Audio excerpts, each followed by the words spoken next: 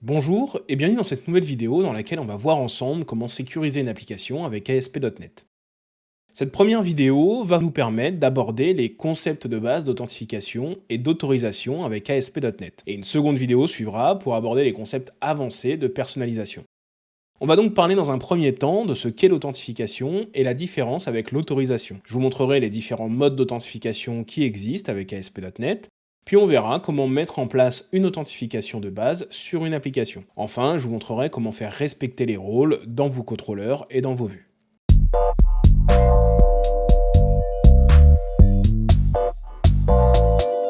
Lorsqu'on veut sécuriser une application, il existe deux grands concepts qui sont souvent confondus: l'authentification et l'autorisation. L'authentification, c'est le mécanisme qui va permettre de s'identifier sur une application, de sorte à savoir qui est connecté.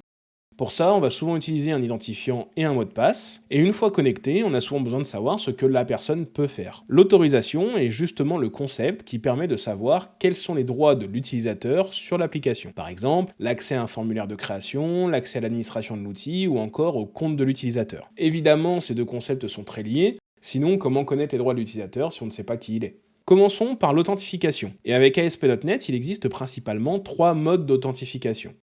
L'authentification Windows, qui va être utilisée dans le cadre d'un intranet d'entreprise basé sur Active Directory, son principe est simple. L'utilisateur est connecté à sa session Windows, lorsqu'il accède à l'application, un jeton est transmis dans la requête HTTP, et l'application, qui reçoit ce jeton, va vérifier son authenticité auprès du contrôleur de domaine. Si tout est bon, l'utilisateur est automatiquement reconnu sur l'application sans qu'il n'ait eu besoin de saisir à nouveau des informations d'authentification. C'est un gros avantage puisque c'est transparent pour l'utilisateur, et pour nous, aucun développement supplémentaire à faire côté application. Second mode d'authentification, l'authentification par formulaire. Là, il s'agit d'une authentification tout ce qu'il y a de plus classique, comme on peut en trouver sur n'importe quel site internet. Et il y a une gestion des comptes utilisateurs à réaliser, un formulaire de connexion et d'inscription, toute une gestion du compte de l'utilisateur connecté, etc., etc. Je vous en montrerai davantage tout à l'heure. Le principal avantage de cette solution, c'est que l'application est autonome pour la gestion de ses comptes.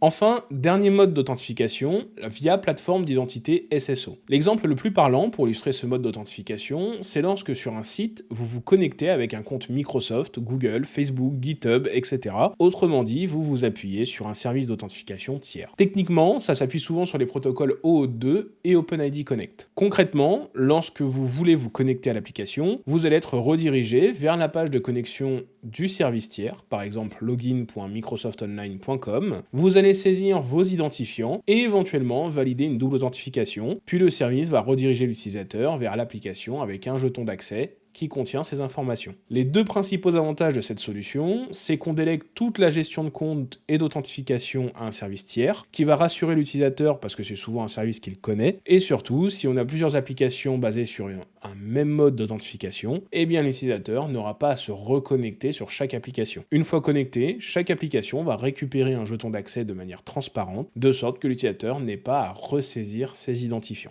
Pour ajouter l'authentification Windows sur une application, il faut ajouter les lignes ici en gras dans le fichier programme.cs. Attention néanmoins, l'authentification Windows implique que votre application soit hébergée dans 2IS, c'est pour ça qu'on précise entre parenthèses 2IS defaults.authentication-sham. Dans ce type d'hébergement, 2IS joue le rôle de reverse proxy et il sait gérer la communication avec Active Directory. Alors concrètement, la ligne builder.service.addAuthentication permet d'enregistrer le service d'authentification Windows en précisant qu'on délègue cette authentification à 2IS. La ligne builder.service.addAuthOrization permet d'enregistrer le service d'autorisation de l'application pour déterminer qui a le droit de faire quoi. La ligne app.useAuthentication permet d'ajouter le middleware d'authentification pour analyser chaque requête HTTP et déterminer d'une part l'identité de l'utilisateur et s'il doit être authentifié ou pas pour accéder à une ressource. La ligne app.useAuthOrization, vous l'aurez compris, permet d'ajouter le middleware d'autorisation pour vérifier à chaque requête si l'utilisateur connecté a le droit d'accéder à la ressource demandée. On va retrouver ces 4 déclarations également avec les autres modes d'authentification, mais configurées en conséquence.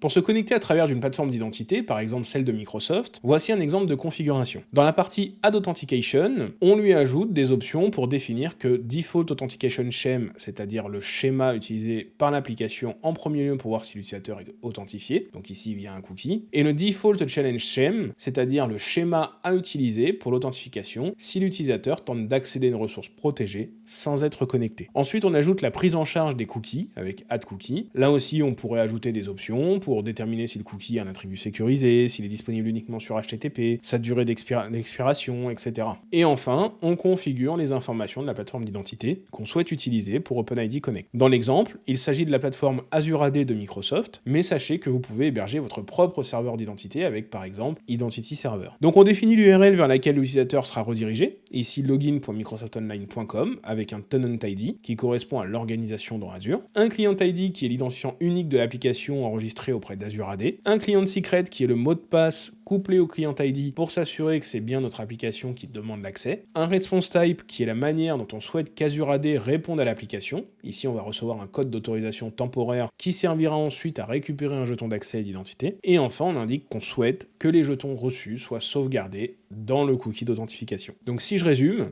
l'utilisateur va arriver sur une page qui nécessite une authentification. L'application vérifie la présence d'un cookie d'authentification valide. S'il n'est pas présent, l'utilisateur est redirigé vers la page de connexion Azure AD où il pourra saisir ses identifiants. Une fois authentifié, Azure AD redirige l'utilisateur vers l'application avec un code temporaire. L'application échange ce code temporaire contre un jeton d'accès et d'identité. Et l'application stocke ces jetons dans le cookie d'authentification et l'utilisateur est désormais authentifié. Pour les requêtes suivantes, si le cookie est présent et valide, eh bien l'utilisateur n'aura pas besoin de s'authentifier à nouveau. Alors pour l'authentification par formulaire, il vaut mieux démarrer d'une nouvelle application, c'est ce qu'on va voir ensemble maintenant. Me voilà dans Visual Studio, donc je vais créer un nouveau projet, je vais le créer de type application web ASP.NET Core, modèle vue contrôleur, je vais l'appeler Demo Identity. Je vais partir de la dernière version de .NET au moment où je fais cette vidéo, à savoir .NET 9. Et dans le type d'authentification, on va retrouver les modes qu'on évoquait juste avant dans le cours. Compte individuel, c'est celui qu'on va choisir. Plateforme d'identité Microsoft ou authentification Windows. Donc je sélectionne compte individuel et je laisse les autres options définies telles quelles. Mon projet est créé, et la première chose qu'on va pouvoir remarquer, c'est que dans l'explorateur de solutions à droite, j'ai un dossier Area, Identity, page, qui va nous permettre, on le verra dans la deuxième vidéo, de surcharger éventuellement nos pages ASP.NET Identity. On retrouve un dossier data qui contient un application DB context qui hérite lui-même de Identity DB context. En fait, c'est un context entity framework qui va nous permettre de gérer nos bases de données Identity. On va retrouver un dossier migration également, dans lequel on voit qu'on a une migration qui est en attente ici. Cette migration va permettre de créer un certain nombre de tables, ASP.NET Role, ASP.NET User, ASP.NET Role Claims, on les verra après. On va retrouver dans appsettings.json une chaîne de connexion par défaut qui va utiliser Microsoft SQL Server Local DB, je vais laisser tel quel, et juste ici le nom de la base de données, moi je vais le raccourcir parce qu'il en génère un par défaut, et donc je veux que ce soit un peu plus propre, donc je vais juste laisser Demo Identity. Et si on regarde du côté du programme.cs, et bien là on voit qu'ici on a plusieurs lignes qui apparaissent, Add Default Identity, qui nous permet d'ajouter le comportement par défaut d'ASP.NET Identity, avec les vues, etc. qui vont être créées, pages notamment qui vont être créées. Entre parenthèses ici, on voit qu'on a une option qui a été définie, à savoir qu'on requiert que le compte qui va être créé soit confirmé, c'est-à-dire que l'utilisateur clique dans un mail pour indiquer que son adresse mail est valide. Et ici, on voit qu'on fait appel à Entity Framework Store, à savoir qu'on va stocker avec le contexte application DB context, nos utilisateurs donc via Entity Framework. La première chose que je vais devoir faire, c'est d'aller chercher la console du gestionnaire de package, donc dans outils, gestionnaire de package NuGet, console gestionnaire de package, et je vais appliquer la migration qui est en attente avec update-database. Voilà, donc là il a terminé. Je peux aller voir le résultat de tout ça en allant dans affichage, explorateur d'objets SQL Server.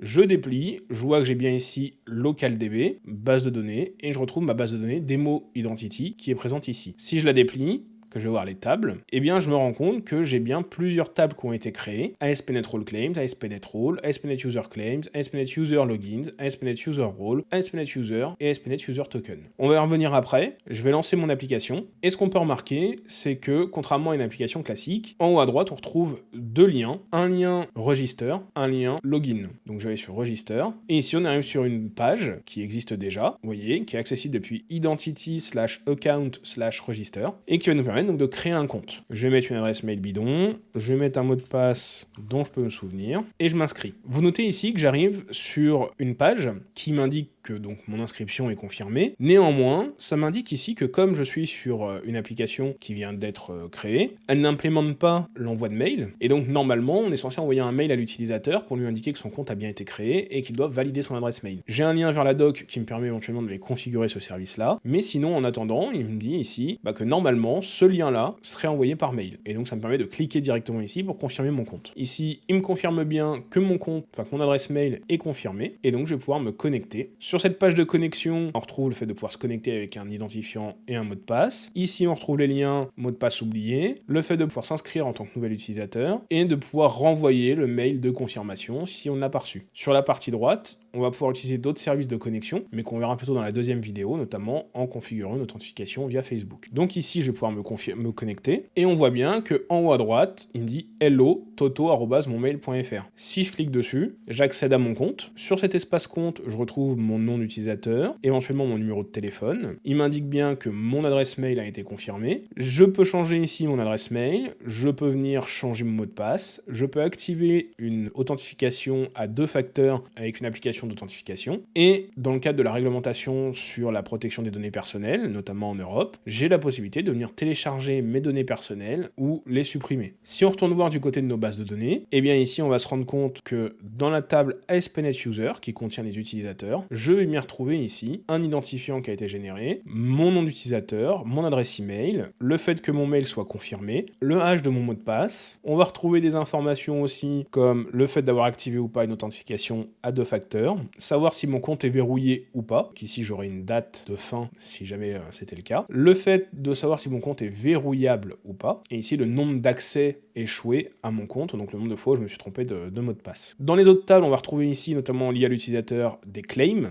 Les claims, en fait, ce sont des informations qui sont ajoutées à l'utilisateur qui vont nous permettre de définir une stratégie d'autorisation plus fine. On en reparlera dans la deuxième vidéo. La table ASP.NET User Logins contient les informations de connexion externe à des services comme Facebook, par exemple, Google, Microsoft, etc. ASP.NET User Role en lien avec la table ASP.NET Role ici. Donc ASP.NET Role contient les rôles, on va en parler juste après. Et donc ASP.NET User Role contient le lien entre l'utilisateur et les rôles. Et ASP.NET User Token ici contient les jetons qui sont générés pour les changements d'adresse mail, etc., les changements de mot de passe, etc. Alors jusqu'à maintenant, on a vu comment authentifier un utilisateur. Maintenant, comment faire pour définir qui a le droit de faire quoi sur notre application? Alors sans connaître les autorisations, vous pourriez être tenté de faire des tests en dur dans le code pour savoir si tel utilisateur est connecté ou tel autre. C'est là que les autorisations, et notamment les rôles, vont nous aider. Un rôle, c'est un profil d'utilisateur. Par exemple, un administrateur, un gestionnaire ou un client qui possède un ensemble de permissions sur une application. Par exemple, je vais pouvoir déterminer qu'un administrateur peut ajouter des articles sur le site, mais pas un client. Enfin, il faut savoir qu'un utilisateur peut avoir plusieurs rôles, ce qui signifie que vous pourriez avoir un administrateur qui soit lui-même client. Alors dans cet exemple, ce serait mieux pour des raisons de sécurité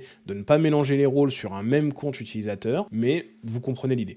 À partir des rôles, on peut définir des droits d'accès sur notre application. Par exemple, avec ce contrôleur, l'attribut Authorize va permettre d'indiquer que les utilisateurs doivent être authentifiés lorsqu'ils accèdent à ce contrôleur. Donc l'utilisateur qui n'est pas connecté lors de son accès à l'action index, par exemple, va être redirigé vers une page de connexion, sauf en authentification Windows, puisqu'il n'y a pas de page de connexion. L'attribut Hello Anonymous, à l'inverse, indique que sur cette action de contrôleur, un accès sans authentification est autorisé. Ce qui tombe bien ici, puisqu'il s'agit d'une page de login, donc par définition, lorsqu'on arrive dessus, on n'est pas encore connecté, on souhaite se connecter. On peut aussi utiliser l'attribut Authorize pour préciser spécifiquement quels rôles sont autorisés à accéder à une ressource, un contrôleur ou une action de contrôleur. Par exemple, ici, pour accéder à la liste des utilisateurs, il faut être administrateur ou gestionnaire. Enfin, à l'intérieur d'une action de contrôleur, ou même d'une vue, on peut tester si l'utilisateur possède un rôle. Là, par exemple, on voudrait faire une action spécifique seulement si l'utilisateur est administrateur. Avec ces simples éléments, vous allez pouvoir protéger votre application de manière robuste en vous appuyant sur ASP.NET Identity. En attendant mieux, voyons comment on peut affecter des rôles à un utilisateur